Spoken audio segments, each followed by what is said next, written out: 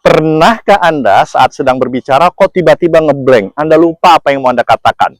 Nah, saat Anda lupa apa yang Anda mau katakan, saat Anda sedang berbicara kok tiba-tiba ngeblank, apa yang biasa Anda lakukan? Saya punya tips dan triknya.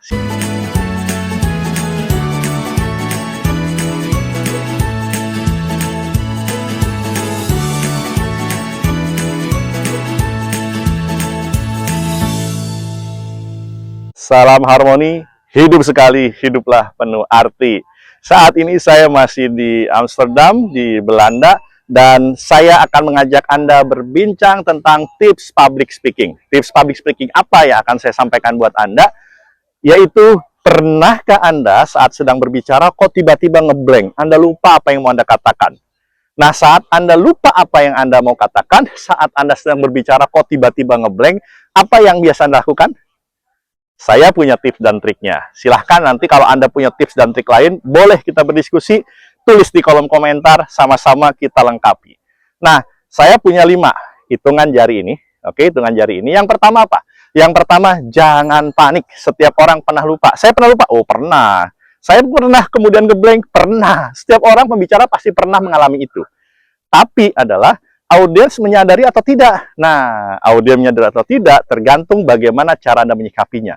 Kalau Anda panik, waduh, Anda bingung gitu ya, maka itu akan melunturkan tingkat kredibilitas Anda dan juga tentunya kualitas Anda akan menurun.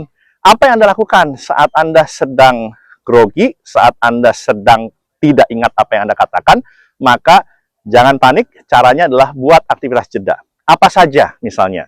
Aktivitas jeda adalah ketika Anda bingung, Anda kemudian lupa apa yang udah katakan begitu, Anda kemudian, oke, sebentar, saya kok haus ya, saya minum dulu sebentar. Anda bisa ngambil minum, sambil Anda jalan ke tempat Anda minum, Anda kemudian bisa membuat aktivitas jeda itu, membuat Anda fresh kembali mengingat apa yang Anda katakan. Aktivitas jeda lainnya apa? Aktivitas jeda lainnya, selain minum, kemudian Anda juga bisa kemudian melihat catatan-catatan Anda yang pernah ada, lalu kemudian apa yang Anda lakukan? Sebentar ya, saya coba ngecek dulu. Ada nggak hal yang terlupa dari apa yang ingin saya sampaikan? Itu bisa Anda lakukan. Atau ada aktivitas jeda lainnya apa? Adalah Anda bertanya pada audiens. Oke, sampai mana tadi kita? Kita lanjutkan. Oke, masih ingat apa yang saya katakan tadi? Yuk. Jadi Anda memanfaatkan audiens.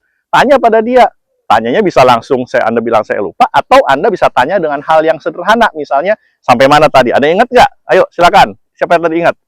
Itu seperti itu. Oke? Kita harus berjeda. Banyak lagi aktivitas jeda, nanti Anda boleh tambahkan di kolom komentar. Yang kedua adalah kalau tadi tidak panik, lakukan aktivitas jeda adalah kemudian Anda bisa mengulang dari kalimat terakhir. Kalau Anda lupa, Anda ingat kata kunci terakhir Anda, kalimatnya apa.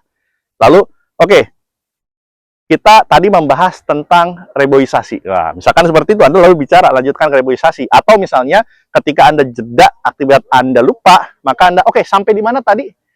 Kemudian Anda bilang, misalnya, oke, sampai tentang penghematan. Oke, penghematan ya, terkait dengan penghematan. Nah, Anda bisa mulai dari kalimat-kalimat kata terakhir, lalu Anda lanjutkan. Itu yang kedua. Yang ketiga apa?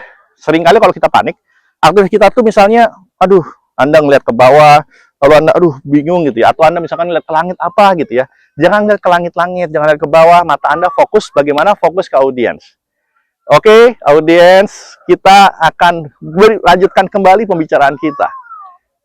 Masih ada yang ingat? Yuk, saya kasih satu pertanyaan deh. Nah, Anda bisa tanya tuh pertanyaan, atau satu kalimat, atau tanya apa yang mereka ingat. Atau ada yang mau bertanya nggak?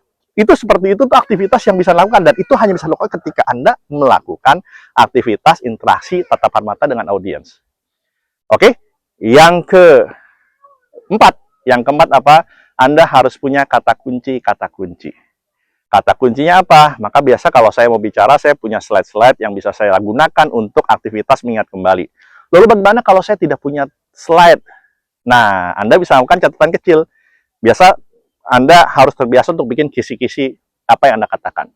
Saya biasanya punya kisi-kisi itu. Apa yang mau saya katakan, A, B, C, D, dan lain sebagainya, sampai 10, atau sampai 5, atau sampai 8, tergantung sampai mana. Kemudian Anda bisa lari, misalkan tadi, oke, sampai titik mana ya saya bicara, Anda bisa mulai dari titik itu. Dengan memulai dengan bab berikutnya. Jadi itu yang keempat. Dan yang kelima adalah, ini juga sebenarnya salah satu aktivitas yang tentunya bisa kita lakukan saat Anda lupa. Apa itu?